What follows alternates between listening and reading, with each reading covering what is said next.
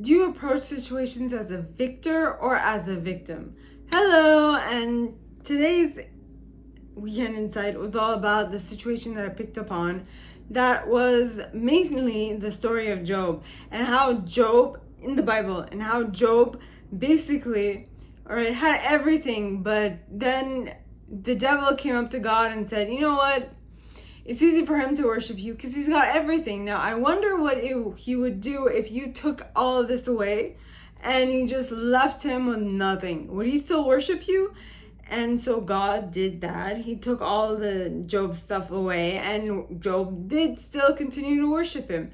Now, when I mentioned, do you come to a situation with a circumstance as a victor or as a victim, what I meant to say is that do you approach something as something that happened to you and that you have no control over, or do you approach something that you do have that has happened to you, yes, but that you do have control over how you respond to it? And so I checked and I asked for two cards, one for the people who view them as a victim, and the card that came for that is Matthew book 6 verse 34, which says, "Therefore do not worry about tomorrow, for tomorrow will worry about itself. Each day has enough trouble of its own." Now, the one that I pulled for victors is actually Romans book 8 verse 26, which says, "In the same way the Spirit helps us in our weakness.